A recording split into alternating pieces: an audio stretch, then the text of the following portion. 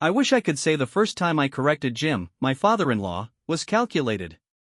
That I'd planned it out, chosen my words carefully, braced for the impact. But it wasn't like that. It just happened.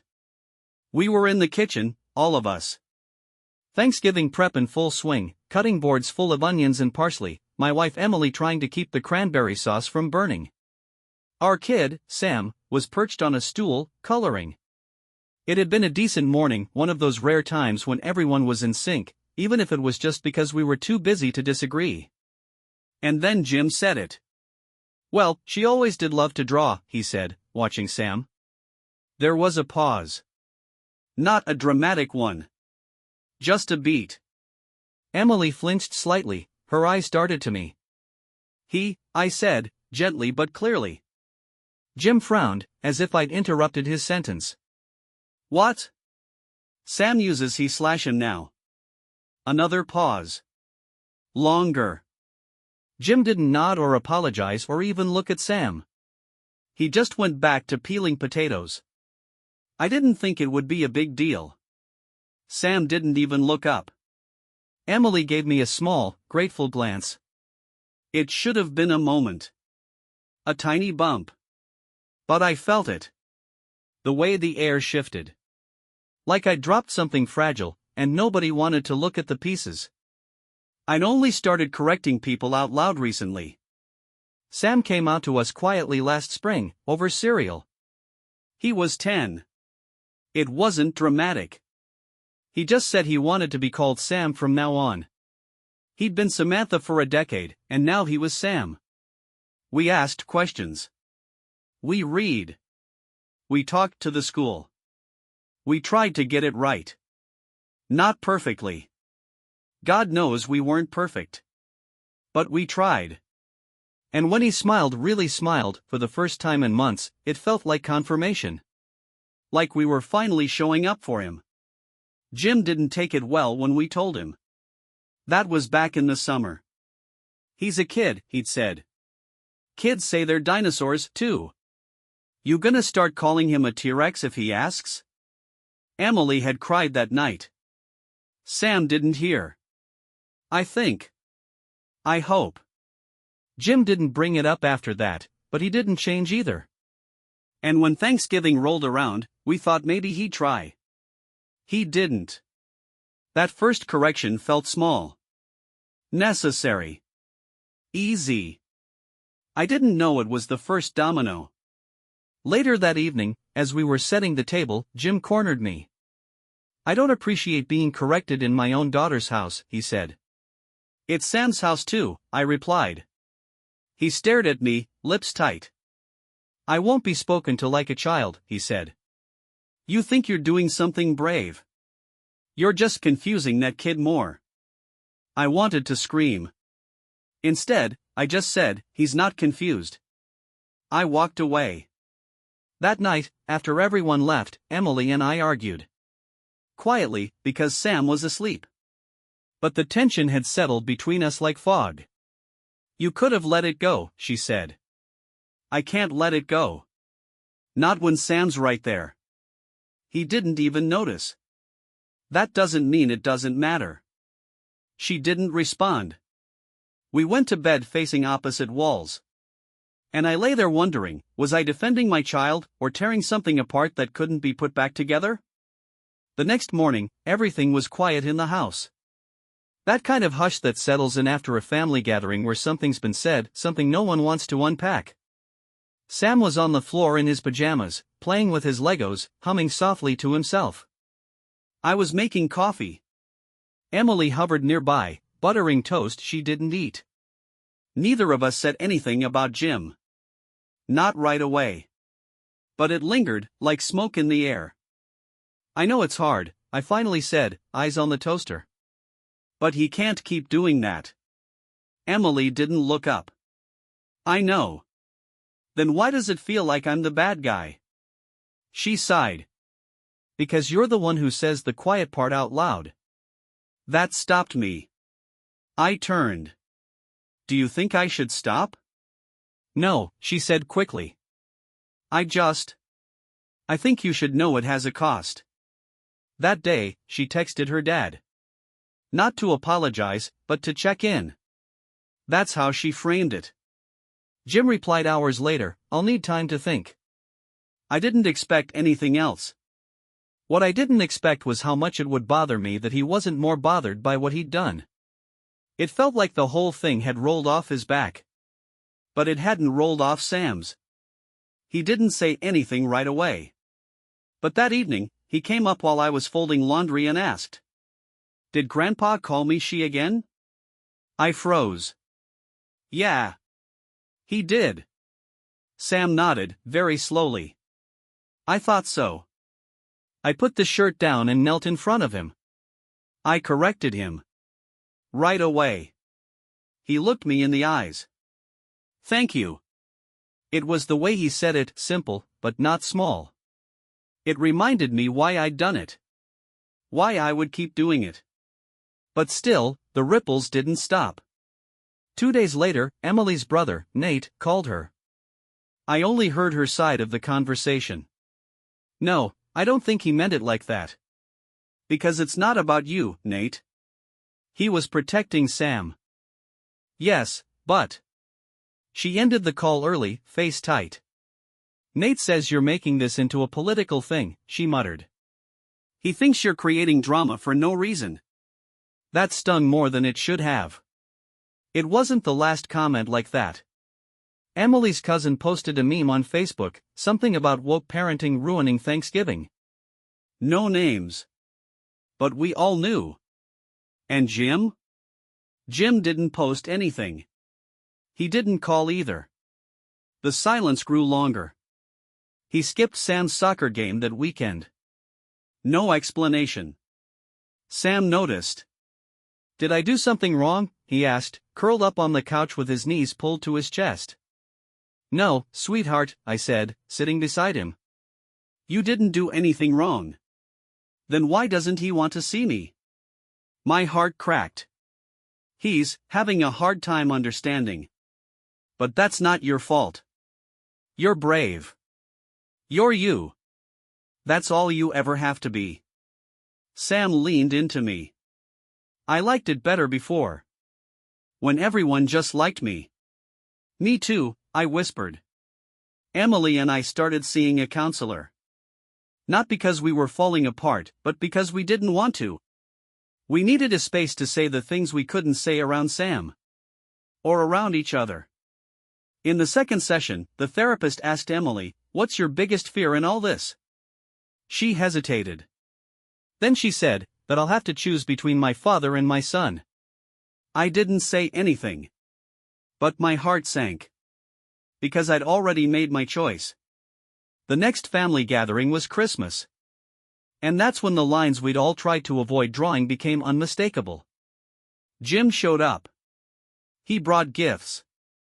He hugged Emily and Nate. He said hello to Sam. "Hey there, kiddo," he said, ruffling Sam's hair. "Look how big she's gotten." The room froze. Sam blinked. Looked at me. And I didn't hesitate. He's gotten taller, yes. Jim stared at me. Then at Emily. Then down at Sam, whose small shoulders had gone tense. Jim huffed. "You know what I meant. Then say what you mean." He shook his head. "This is ridiculous." Emily stood up. "Dad. Please." "What? I can't even talk anymore without walking on eggshells?" "No one's asking you to walk on eggshells," I said. "Just to see him. Really see him." Jim looked at Sam again. And this time, Sam looked away. He left 10 minutes later. Said he'd forgotten something at home. He didn't come back. After he was gone, Sam looked up at me. Was it my fault? I wanted to scream. Break something. Instead, I hugged him. "No, Sam. You are never the problem." But I wasn't sure the rest of the family believed that. After Christmas, things shifted. Not abruptly, just enough to feel like the gravity in the house had changed. Jim didn't call. Emily didn't bring him up. And I learned not to ask. The air between us had grown taut, like a string held too tightly between fingers. It hadn't snapped, but it hummed with every small movement. Sam, for his part, seemed quieter. Not sullen, not sad. Just inward. He still played with his Legos, still read his fantasy books, still asked to bake banana muffins on Saturdays. But when we sat down for family movie night, he chose seats farther from the center of the couch. When we laughed, he smiled, but didn't join in. And when he looked at the front door, it was often longer than it should have taken to just be a glance. "Do you want to talk about it?" I asked one night, while he was brushing his teeth. He spat out the foam and shrugged. "No. It just feels weird." "What does?" "That he left." I sat on the edge of the bathtub and watched him rinse his mouth. "I think it's hard for him to understand." "But that doesn't mean you did anything wrong." He nodded, staring at the faucet. "Do you still want him to come around?" He shrugged again, this time slower. "I don't know. Maybe? I guess. I just don't want him to be mean to you. Or to Mom." That last part caught me off guard. I'd been so focused on how Jim's misgendering impacted Sam, I hadn't considered how much Sam saw and how it affected us. Emily and I kept going to counseling. It helped. Some weeks more than others. "I feel like I'm walking between two cliffs," she told the therapist once. "My dad on one side, my husband and son on the other. And I don't know which one I'm going to fall off of." I wanted to tell her she didn't have to choose. That love could stretch. But some part of me didn't believe it anymore. It came to a head one Sunday morning. We were supposed to go over to Emily's brother's place for brunch. Nate had insisted. Said he missed Sam. That the kids wanted to play together. Emily was hesitant, but agreed. I was skeptical, but tried to trust her instinct. Halfway through pancakes and orange juice, Jim walked in. Unannounced. He greeted Nate, hugged his wife, nodded at Emily. Then his eyes landed on Sam. "Hey there, girlie," he said. Sam froze. I felt the blood drain from my face. Emily's mouth opened slightly, as if she wanted to stop the world mid-spin. "No," I said. Calm, steady. But loud enough. Jim blinked. "Excuse me?" "Don't call him that." He crossed his arms. "I'm not going to play pretend. I've known her since birth. That's a little girl standing there." "No, it's not." Sam looked at me, eyes wide. Nate stood up. "Let's all just." "No," I repeated. "He deserves respect. You don't get to erase him just because it makes you uncomfortable." Jim pointed a finger. "And you don't get to lecture me about my own grandchild. You've poisoned that kid's mind." Emily stepped between us. "Dad. Stop." He looked at her, eyes flashing. "I'm done pretending. If you want to call her something else behind closed doors, fine. But I won't do it." "You already did enough damage," I said. "At least have the decency to keep quiet if you can't support him." Jim grabbed his coat. "I won't be part of this circus," he muttered, and slammed the door behind him. Silence. Nate stared at his plate. His wife ushered their kids upstairs. Sam didn't cry. He just sat very still, as if waiting to wake up from something. Emily wrapped her arms around him. Her face was pale. "I'm sorry," she whispered. "I'm so sorry." That night, Sam asked if he could sleep in our bed. When he curled up between us, I felt his small hand grab mine under the blanket. "Are you mad at Grandpa?" he whispered. "I'm sad," I replied. "And hurt. But not mad at you. Never mad at you." He said I'm not real. My breath caught. "He's wrong," I said. "You're more real than anyone else in that room." In the following days, we heard nothing from Jim. But word got around. Extended family started picking sides. One aunt messaged Emily, saying she admired our strength. Another texted me to say she missed the old days. Sam started pulling away from school friends. His teacher called us in. Said he was quieter than usual. That he'd asked to use the nurse's office twice a week just to rest. At home, he was still sweet. Still kind. But it was as if something in him had curled up tight, like a hedgehog in the cold. I began to wonder if doing the right thing always felt this much like failing. In the weeks that followed that explosive brunch, we didn't speak of Jim. Not openly. Not in front of Sam, certainly. Emily and I fell into a rhythm that was more survival than connection. Wake up, dress Sam, pack lunch, drop off, work, dinner, small talk, sleep. Repeat. We weren't fighting, but we weren't healing either. Just coexisting. Sam's school counselor started meeting with him twice a week. It helped, a little. He liked her. She let him draw, let him sit in silence if he needed. One day, he came home with a small clay figure, a fox with tiny glasses. For you, he said, handing it to me. It looks like you. I didn't ask if the fox was supposed to be brave. Or sad. At night, I found myself thinking about Jim more than I wanted. Replaying our last conversation. Wondering if there had been a way to say it softer, a way to protect Sam without detonating everything around him. Maybe I should have let Emily speak first. Maybe I should have waited. Maybe. But the moment I imagined Jim saying girly again, and Sam's shoulders curling in on themselves, my doubts vanished. Some things you don't let slide. Still, the silence was exhausting. Then came Sam's birthday.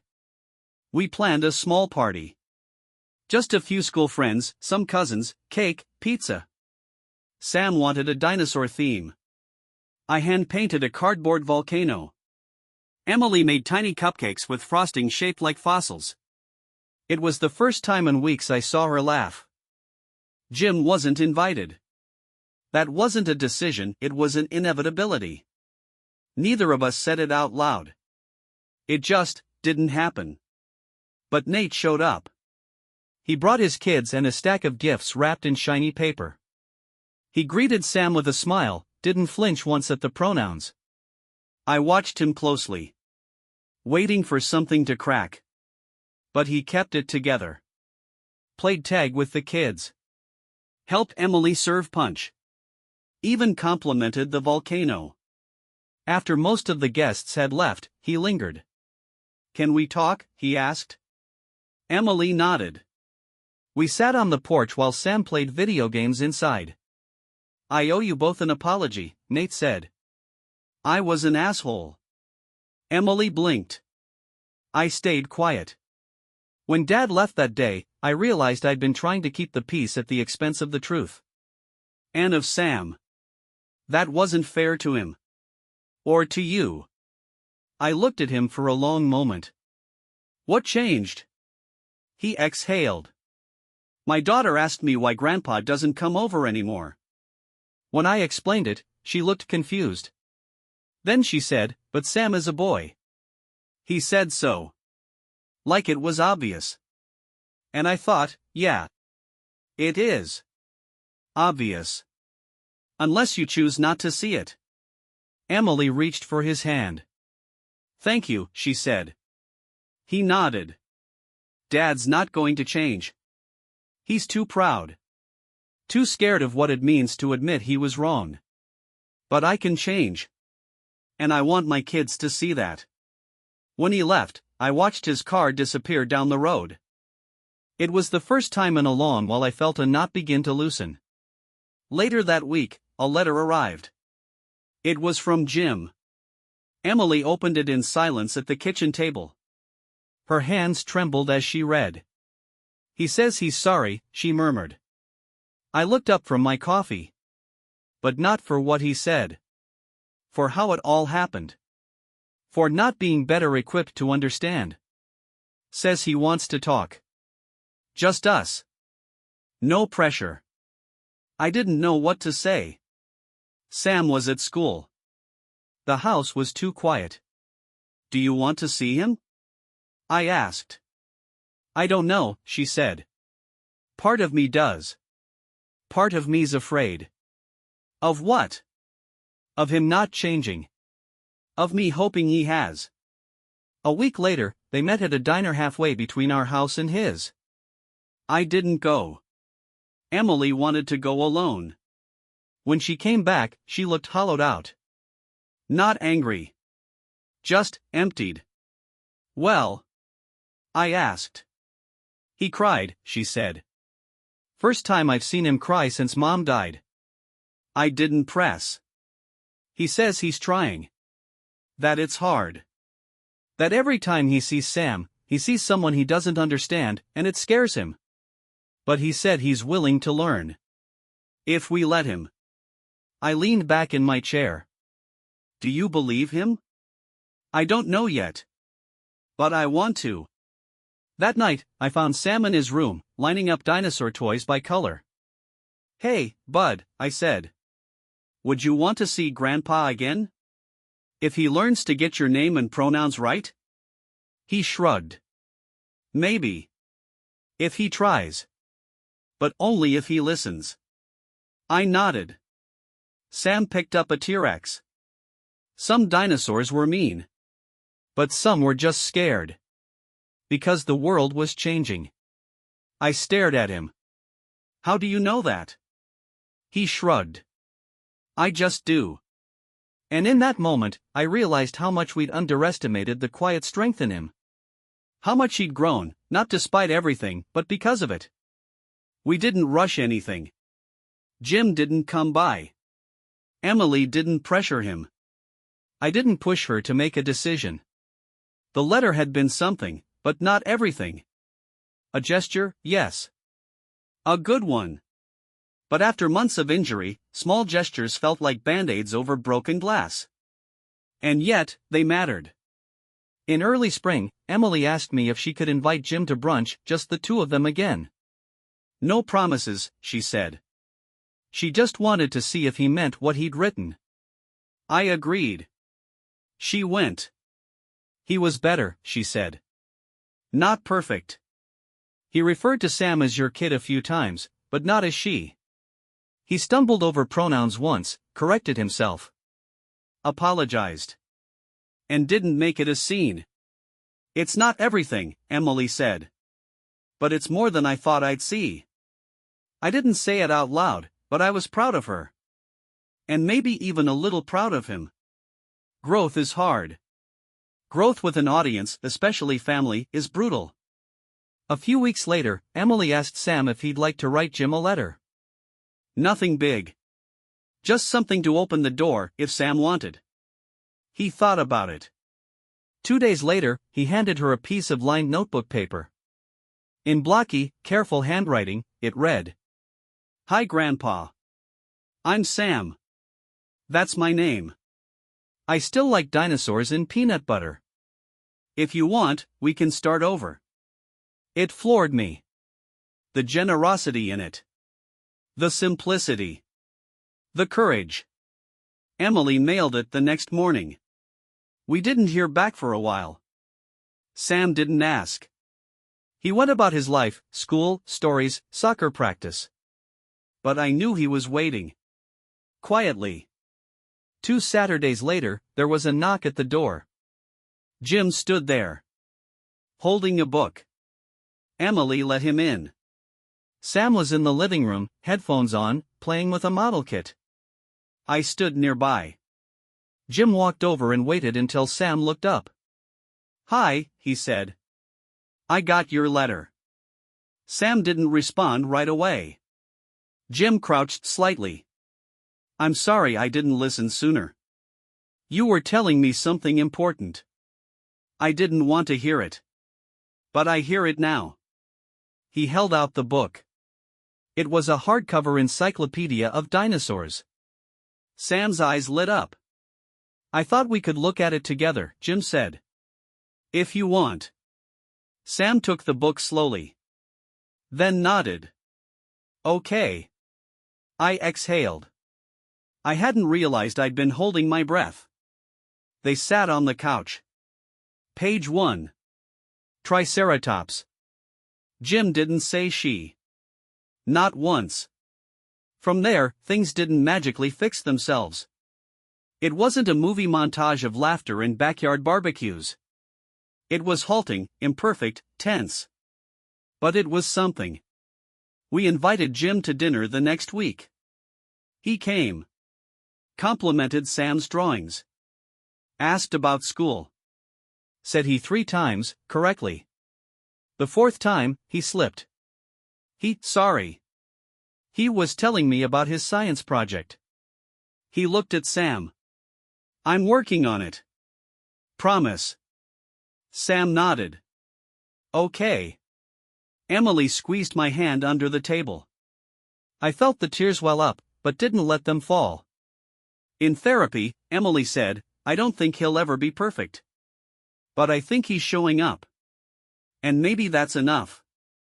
I said, it might be. Our therapist nodded. Sometimes, people don't start where you want them to.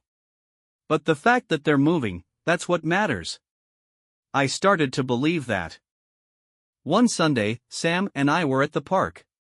He was climbing, jumping, testing the edges of his confidence. Jim sat beside me on the bench. Quiet for a while.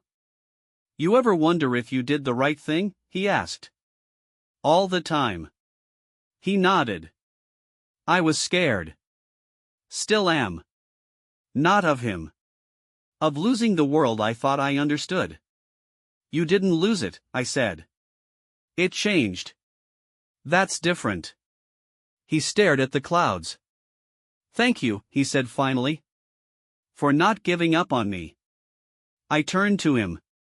I didn't do it for you. I did it for Sam. He smiled. Same thing, now. I didn't reply. But maybe he was right. That night, Sam asked if Grandpa could come to his school's spring fair. Only if he wants to, he added quickly. And only if he remembers. Jim came. He bought a funnel cake. Watched the sack race. Stood beside me as Sam showed off his science project about fossils. This kid, he said, knows more about the Jurassic period than I ever will. Sam grinned. Hey, Jim added, you want to come to the museum next weekend? They've got a new T-Rex exhibit. Sam's eyes sparkled. Yes. Please. And just like that, a piece of the bridge held. The T-Rex exhibit wasn't just impressive. It was breathtaking. Sam walked through the fossil hall like he was in a cathedral. He held the map Jim had given him, tracing the path from the entrance to the towering skeletons with wide eyes and careful fingers. Jim trailed behind, quiet, letting Sam take the lead. Emily and I exchanged a glance. She smiled. I did too. Halfway through the hall, Sam turned and pointed to one of the placards beside a fossilized skull. Look, he whispered. This one was misidentified for decades. They thought it was a subspecies, but it turned out to be a juvenile of another dinosaur. They had to reclassify it entirely. Jim leaned in. Ha! So they were wrong? Yeah, Sam said. Science changes when we learn more. Jim nodded slowly. That makes sense. I caught the weight of the moment. Sam wasn't just talking about fossils. And Jim, maybe he wasn't just hearing about dinosaurs. Afterward, we got ice cream at the museum cafe. Sam ordered pistachio. Jim got Rocky Road. Emily and I split a chocolate sundae. It felt almost normal, like any other family outing. But on the way home, Sam was quiet. In the back seat, he stared out the window, fingers playing with the edge of the museum brochure. You okay, bud? I asked. He nodded, but didn't speak. Later that night, when I came in to say goodnight, he was already in bed but not asleep. His eyes were open, staring at the ceiling. What's up? I asked, sitting at the edge of his bed. He shrugged. It was fun today. But? He took a breath. I'm scared he's only trying now because I said something. Like, what if it's not real? What if it goes back? My heart sank. That's fair. It's okay to feel that. I don't want to get used to something that's not going to stay. I took his hand. Neither do I. But he's showing up. And that matters. It doesn't erase everything else. But it's a start. He nodded slowly. Can we have a code word? He asked. A code word? For if I want to leave. Like if we're with him and it feels weird again. I smiled. Of course. What do you want it to be? He thought a moment. Velociraptor. Perfect. The code word didn't get used right away. In fact, the next few visits went well. Jim came to dinner once a week. He brought small gifts, a model rocket, a comic book, a book about space. He listened more than he talked. And when he did talk, he was careful. Once, he started a sentence with "when she was little," then stopped, cleared his throat, and said, "Sorry." When Sam was little. Sam looked up from his plate. Thanks, Grandpa. Jim looked sheepish. I'm trying. I really am. You're doing okay, Sam said. That night, Emily cried while washing dishes. I didn't think we'd get here, she whispered. I hugged her. We're not done. But it's a good place to pause. Then came the community barbecue. Our neighborhood held one every summer in the local park. Sam was excited. There was going to be face painting, a dunk tank, a trivia game. We invited Jim. He came. At first, everything was fine. Sam ran off with his friends. Emily and I chatted with neighbors. Jim grabbed a plate of food and made small talk with another grandfather about lawn care. But later, near the drinks table, I heard him talking to another older man, someone I didn't recognize. Yeah, my granddaughter's here somewhere. Runs around like a little explorer, Jim said, chuckling. My chest tightened. I stepped over. Hey, Jim. He looked at me. What? You said granddaughter. Oh, he said. Slip of the tongue. The other man excused himself. Jim, I said, quietly but firmly. We talked about this. I know, he snapped. It was just old habit. I wasn't thinking. It matters. To Sam. To us. He looked away. Do we have to make a scene? I shook my head. We just have to be better. Jim rubbed the back of his neck. He wasn't even here to hear it. That doesn't make it better. He sighed. Okay. Okay. I let it go for the moment. But when I found Sam later, sitting by the playground alone, I had a feeling he'd heard anyway. You okay? I asked. He nodded. Yeah. You sure? He glanced at me. I wanted to use the code word. But then I didn't want to leave. I smiled. I get it. He messed up again, didn't he? Yeah. But he's trying. Sam shrugged. I'll give him one more dinosaur. But if he breaks it, he doesn't get another.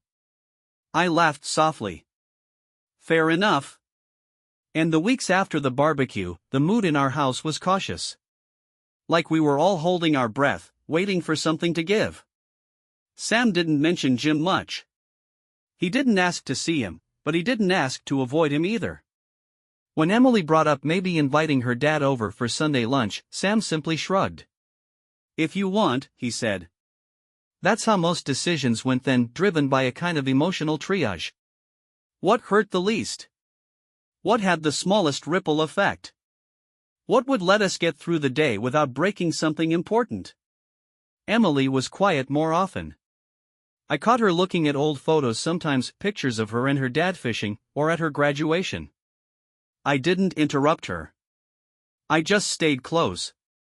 One afternoon, I found Sam sitting on the porch with the dinosaur book Jim had given him months ago. He was flipping pages without looking. "Want company?" I asked. He nodded. I sat beside him. "I don't think he means to be mean," Sam said suddenly. I waited. "He just forgets. But it still hurts." "I know.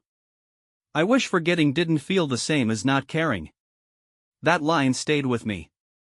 That night, I shared it with Emily. She closed her eyes. "He's right." Jim called the next day. He asked to come by. Alone. Just to talk. When he arrived, he looked smaller. Like someone who had aged 10 years since winter. "I want to do this better," he said. "But I need help." So we helped. We gave him resources. Flag brochures. A podcast.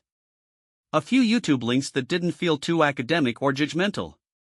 He thanked us. Said he'd take it seriously. That Sunday, we invited him to lunch. He brought dessert from the bakery Sam loved. He complimented the lasagna. And he called Sam by the right name. Every time. Emily's hand never left my knee under the table. At one point, Jim looked up and said, "So, Sam, what's your favorite dinosaur again?" "Ankylosaurus," Sam said instantly. Because they had armor, but only used it when they had to. Jim smiled. Smart choice. Later, when he left, Sam turned to me. "Do you think he's changing?" "I think he's trying," I said. And trying is a kind of change.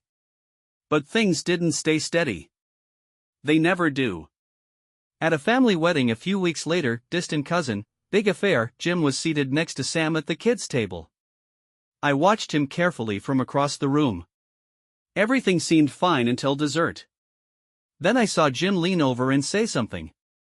Sam's smile vanished. I stood, walked across the room.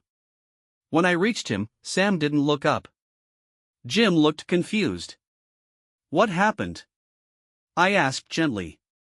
Sam mumbled. He said I looked pretty in my tie. I looked at Jim.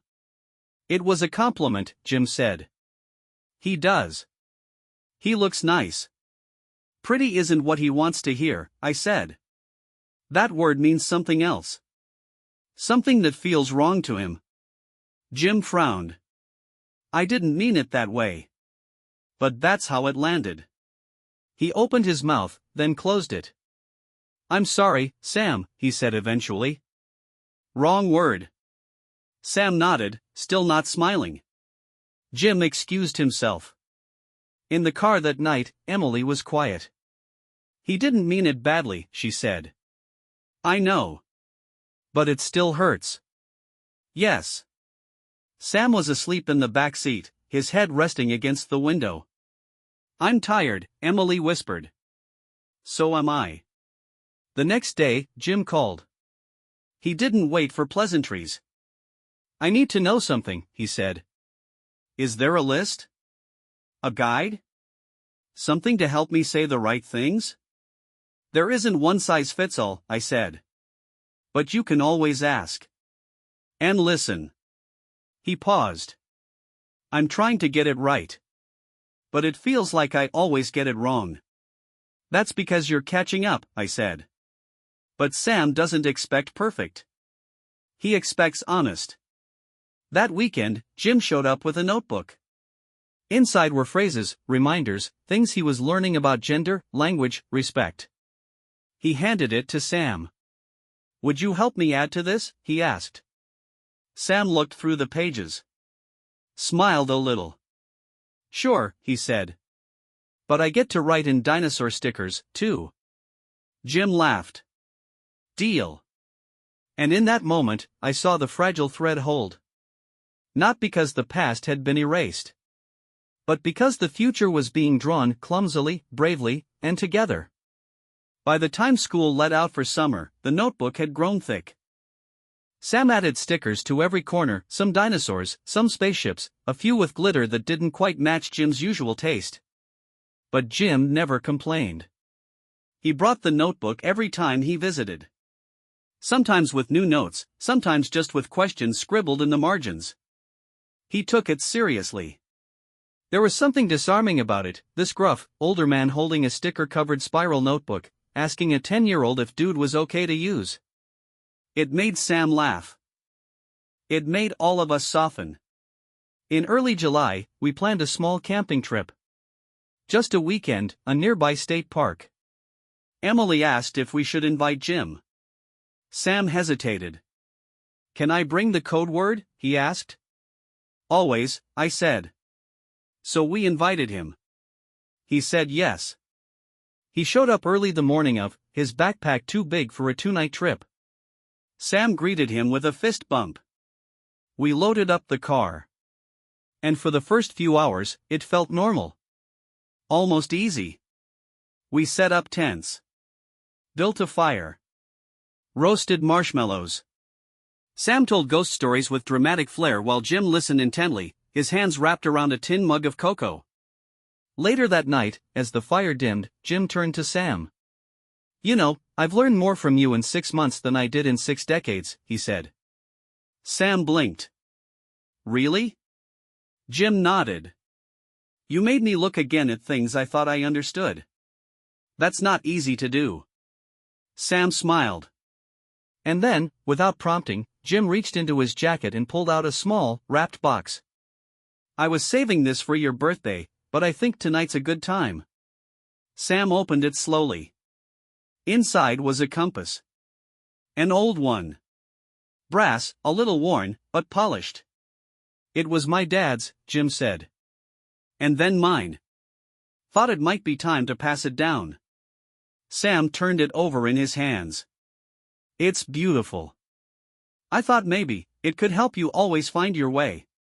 Or at least remind you that you've got direction, even when you feel lost." Sam whispered, "Thank you." Jim nodded. "No more missteps. You've given me the map now."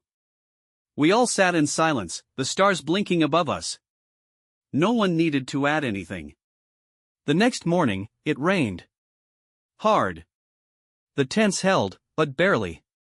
We packed up early, dripping and muddy, half laughing. Jim offered to take Sam in his car, to stop for breakfast on the way back. "Is that okay?"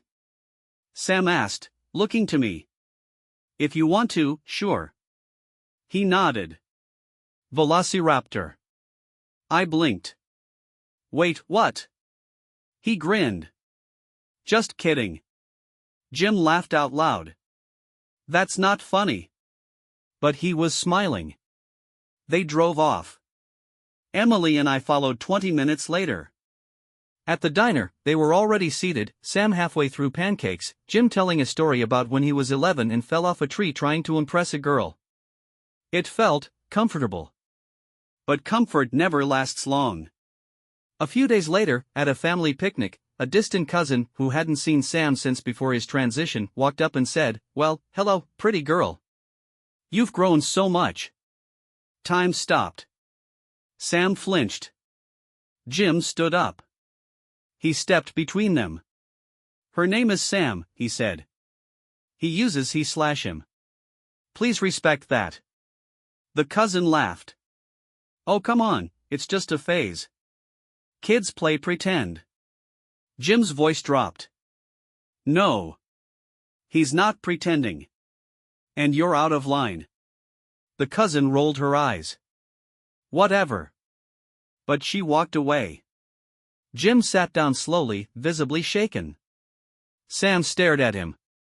"You stood up for me," he said. Jim didn't meet his eyes.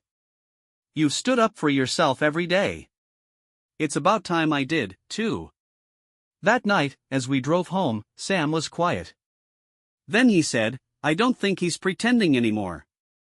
"Who?" "Grandpa. I think he really means it now." "Yeah," I said. "Me too." But even with all that, Emily and I were cautious. We'd come too far to be careless. At our next therapy session, we unpacked it all. Emily said, "I don't know when I started believing again. But I did. Somewhere along the line." I said, I think the compass changed something. Not just for Sam. For all of us. The therapist smiled. Maybe it's not about finding your way. Maybe it's about knowing someone believes you have one. Back home, Sam was drawing. I sat beside him. "Wanna show me what you're working on?" He flipped the page. It was a map of a made-up island, with mountains and rivers and cities with names like Starbone and Dragonroot. In one corner was a little hut labeled Grandpa's Place. I swallowed the lump in my throat. "Looks like he made it onto the map." Sam nodded. "Yeah. But only because he kept walking." By late summer, the house felt different. Not just because of the heat or the longer days, but because of the absence of dread. We weren't waiting for the next slip-up, the next fracture. It wasn't peace exactly, but something close, like walking across a rickety bridge and realizing it's steadier than you thought. Jim started coming over on Wednesdays. He brought root beer for Sam and always asked before giving him a hug. Sometimes they worked on puzzles. Other times they just watched old space documentaries. Once, Sam even asked to sleep over at Jim's house. Emily and I exchanged a long look before saying yes. He came back the next morning smiling, talking about pancakes and a backyard astronomy app Jim had downloaded just for him. It felt, for the first time, like we weren't surviving. We were building. But storms have a way of finding you when the sky's been too blue for too long. It happened during a phone call. Jim had called Emily to ask about weekend plans. Sam and I were out getting groceries. When we came home, Emily was sitting on the back steps, phone clenched in her hand, eyes unreadable. "Everything okay?" I asked. She nodded too quickly. "What did he say?" She hesitated. "We were talking about that fundraiser thing at school next month. And he said, let me know if Sam needs me to pretend again." Silence. Like static. "Pretend?" I repeated. I asked what he meant. He said, "You know. Just let me know what I'm supposed to say." I sat beside her. "Did you push back?" I did. I asked if he still thought Sam was pretending. He said no. But then he said it's just hard sometimes to play along. She didn't cry. But her voice cracked. I thought we were past that. I didn't know what to say. We'd spent months trying to believe that trying was enough. That effort was equal to belief. But what if it wasn't? What if kindness without conviction just cracked under pressure? That night, we told Sam gently that Grandpa might not come to the fundraiser after all. He didn't ask why. He just nodded. Okay. But later, I found the compass tucked into his desk drawer. He hadn't touched it in days. Emily debated confronting Jim again. I encouraged her to. I offered to come along. She declined. "I want to hear what he says when it's just me," she said. She met him at a diner. Same one as before. Same corner booth. She came back with a different look in her eyes this time, less hopeful, more tired. "He says he's trying," she told me. "But also that he feels like he's faking it. That it doesn't come naturally." "Because it's not about him," I said. "Exactly. He's not pretending," I added. "He's adjusting. There's a difference." She nodded. "He said he'd keep showing up. But I told him that's not enough if he keeps thinking it's a performance." Did he get that? I don't know. A week passed. No visits. No texts. Sam didn't say anything, but I saw the shift. The drawing stopped. He spent more time in his room. Not withdrawn, exactly. But less bright. One night, he sat on the porch and asked, what if he never really believed me? I sat beside him. Then that's his loss. And it doesn't change the truth of who you are. He was quiet for a while. Then, it still feels like it does. I told Emily we needed to say something. Not to make Jim feel better, but for Sam. So she called him. Asked him to write Sam a letter. Just one. Honest. No dodging. He didn't say yes. But 3 days later, an envelope arrived. Sam opened it carefully. It was 1 page. Handwritten. Messy. Dear Sam. I don't always understand everything. That's on me. But I believe you. I believe you're exactly who you say you are. And I'm proud of you. Even if I mess up sometimes, I want you to know I'm not pretending. I'm learning. You're teaching me. Love. Grandpa. Sam read it twice. Then again. Then he whispered, "Okay." He took the compass back out that night. We still don't know how long Jim's growth will last. Or how many more slips there will be. But something changed with that letter. Not just for Sam. For all of us. Trying isn't the same as getting it right. But when trying comes from a place of love, not guilt, not fear, it builds something that can hold weight. It won't always hold everything. But it might hold enough. By the time fall came around again, there were fewer slips. Jim was steady, not perfect, not always fluid, but deliberate. The way someone chooses their steps crossing an icy road. One careful word at a time. Sam noticed. He no longer flinched when Jim entered the room. He smiled now when Jim asked about school or corrected himself mid-sentence. The distance between them had narrowed into something like familiarity, even if neither called it that aloud.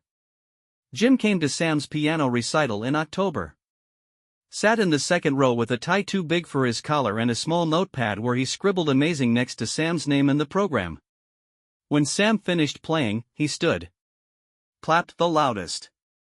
"Bravo, young man," he said. And this time, there was no strain in the words. They came naturally. Sam didn't say much on the way home. But when we pulled into the driveway, he said, "I think maybe he's finally not trying. He's just doing it." That sentence stayed with me. In November, Sam was chosen to represent his grade at a student panel about identity. It was small, low-key, something the school was trying as part of a diversity initiative. He asked me if I thought he should say yes. "It's totally your choice, kiddo." He chewed his lip. "What if I get asked something hard?" "Then you answer the way you always do, with truth." "And if you don't know?" "You say that too." He agreed. The day of the panel, Jim surprised us by asking if he could come. "I'd like to support him. If that's okay." Sam said yes. He sat in the audience beside me, legs crossed tightly, hands on his knees. When Sam spoke clear, focused, his voice a little shaky but strong, Jim blinked fast. I watched his hand move, slow, to his chest. Afterward, he waited his turn to talk to Sam. "You were brave," he said. "I couldn't have done that at your age." Sam grinned. "You couldn't do that now." Jim laughed. "Nope. And I'm glad you can. There are moments now when I almost forget where we started. Like on Thanksgiving, when Jim passed the mashed potatoes and asked Sam about his science fair project, not as a performance, but like someone genuinely curious. Or when he corrected another relative at the table who used the wrong name, not loudly, not aggressively, but firmly. "His name is Sam," he said. "You can remember that." No one argued. After dinner, Jim and Sam built a model rocket in the garage. Emily and I sat on the porch, watching through the open door. "I didn't think we'd get here," she said. "Neither did I." She leaned into me. "I'm still scared sometimes," she admitted. "That it's fragile." "It probably is," I said. "But most important things are." In early December, Sam wrote a short story for class. He asked me to read it before he turned it in. It was about a boy who builds a bridge across a chasm. At first, the planks keep breaking. The nails won't hold. But he keeps trying.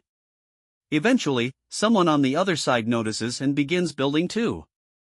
When they meet in the middle, neither bridge is perfect, but they hold.